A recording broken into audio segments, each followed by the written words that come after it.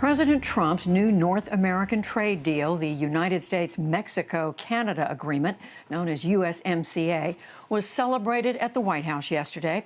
Along with it come questions about the trade deal and what it means for the American economy. Peter Navarro is President Trump's trade advisor, and he joins us now from the White House. Peter Navarro, welcome again to the NewsHour. So President Trump called the predecessor to this deal the worst trade deal ever. In a sentence, how is this trade agreement better? NAFTA, which Joe Biden and a lot of other people voted for in 1992, was structured in a way, Judy, so that American jobs were lured into Mexico by Mexico's cheap labor and lax environmental controls, and Mexico lost a lot of its supply chain to China. What USMCA does is turn that completely on its head. It's structured in a way to make North America the manufacturing powerhouse of the world. And the way it helps American workers, and this is the most important part, it has local content regulations which provide, for example, in automobiles, that a certain percentage of that has to be American made. And to ensure that the jobs don't go south, there's also strict wage and environmental restrictions on Mexico. So this is a situation where rarely in a trade deal, Mexico, Canada, and the U.S. all benefit. So let me ask you about that, because right now this deal does take effect as of yesterday, but it comes as all three countries are mired in recession because of the pandemic. And my understanding is that many of the deal's requirements, like expanding worker rights, opening up the flow of agriculture, these things have not been fully met, even as it has been signed. So there's still work to do.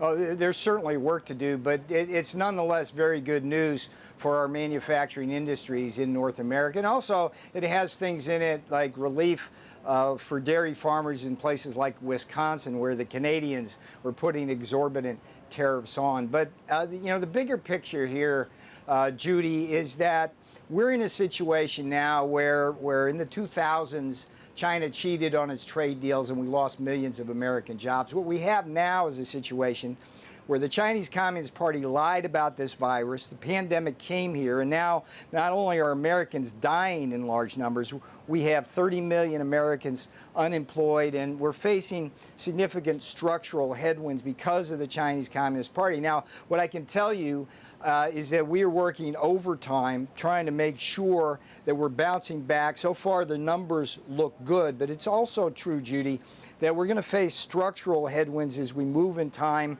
as industries like hospitality and transportation, entertainment, all suffer from these pandemic effects from China.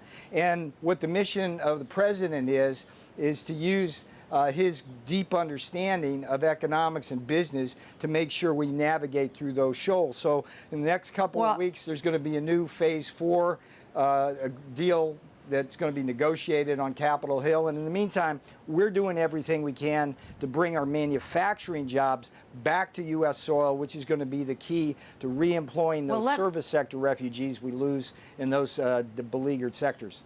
Okay, so you're making a number of allegations here about the Chinese, and I know a number of other countries have looked at this virus as well, but they seem to be doing a lot better than the United States in terms of keeping it under control. You're putting all the blame right now on China, and yet the United States, as you know, is leading the world in the number of people infected, the number of people who've died. And their fingers pointed at this president's leadership. I mean, what I want to ask you is if you look at this economy and you look at the president's leadership, I mean, you can't just point at China. Well, I can't just point at China in the following sense. The reason why we have so many cases and China has less is this. Not only did China spawn the virus in November, they hid it for about 2 months. During that time, China restricted travel within China to contain the virus, but they sent thousands of Chinese nationals on aircraft, which many of them were infected and spread the seed of that virus. So that's part of the problem we're facing now. Now, here's the thing, Judy. We are now in a situation after going through several months of economic lockdown where we have really hard choices to make. And these are the hardest choices a president ever has to make. How fast do we open up the economy? What we learned in the first wave is that if a complete shutdown has tremendous economic damage, but it also kills people. It kills people through alcoholism, depression, more drug use, things like that. So what we're trying to do now is balance that as we open up, and it's a work in progress. We had hoped that the virus would subside somewhat in the summertime with the heat and humidity. Virtually every scientist thought that was going to happen. It hasn't, but we're managing that. And the good thing here, Judy, is that, and I'm directly at the center of much of this, we are building our strategic national stockpiles for personal protective equipment and medicines. That's going very well. We're much more sophisticated now about managing the issue, but you know, this is war. This is a wartime president. This is the Chinese virus, and I'm not going to sugarcoat anything today. We've got a fight on our hands. And there are so many things to raise with you about all that you've said, Peter Navarro. But specifically, let me just move quickly ahead to what Joe Biden said today. He has now rolled out his own plan for improving the economy. He said this president has created an economy that caters to Wall Street. And what he's doing, he said, I've got a plan that's going to bring back jobs that have been lost this year. I'm going to create at least 5 million more jobs with sweeping investments in domestic technology. I'm going to reduce our dependence on foreign countries that supply critical goods. I'm going to implement trade and tax policies that empower U.S. workers. In other words, he is saying this president has failed on all those fronts. So, Joe Biden was around for 44 years and basically helped oversee the offshoring of American jobs, turned his back on workers. In 3.5 years leading up to January 15th, this president was the greatest jobs president in history. And in terms of catering to Wall Street, guess what? We had the lowest unemployment rate ever in history for blacks, Hispanics, Asians, women, and everything looked great because of the president's policies. Now, I thought it was, you know, the saying, imitation is the sincerest form of flattery. When I looked at Joe Biden's plan, all of he was doing was copying all the things that we've been doing as an administration with respect to Buy American, onshoring jobs, increasing manufacturing. Don't forget, Judy, during the Obama-Biden years, they lost 200,000 manufacturing jobs net. During this presidency, we've added over 500,000. So remember, 44 years of Joe Biden, nothing but offshoring American jobs, 3.5 years, the greatest jobs president in history. If I could just quickly quote, there's reporting today that Steve Bannon, who of course has been a close advisor to the president, said when it comes to this Buy American proposal from Joe Biden, that the Trump administration was caught flat-footed. There's reporting that the administration has been trying to put together its own proposal, quote, Buy American proposal, but it hasn't been able to come to an agreement. Has the administration, has the White House been delayed in trying to come up with your own proposal on how to improve the economy? Yeah, I've personally watched the president sign 5 different Buy American orders. We've had a tremendous reduction in waivers. We've had a tremendous increase in the amount of government procurement that goes to Buy American. We've had a great success with Buy American. It is the president's 2 simple rules.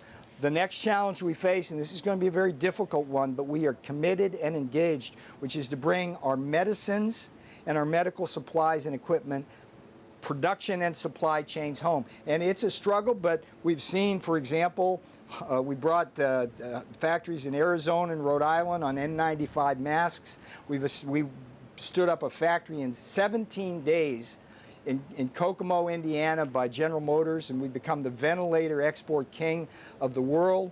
We're producing 20 million swabs now a month in Guilford, Maine. So we are the Buy American presidency, and I'm proud to have been at the president's side when he signed those orders, and I've been very active in terms of implementing them. We have work to do on the pharmaceutical and supply chains.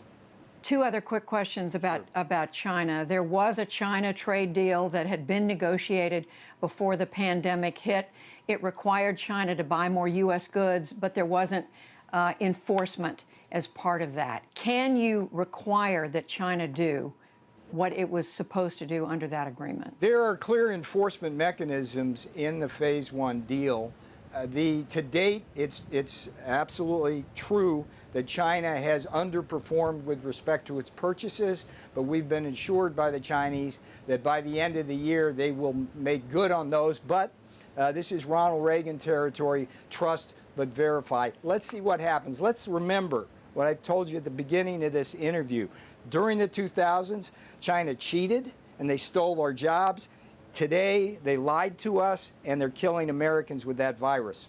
And does President Trump still consider President Xi Jinping a friend? You'd have to ask the president that, but I can assure you there's no one inside the perimeter of this White House that has a high level of trust in the Chinese Communist Party at this point, particularly with respect to their behavior on this Chinese virus.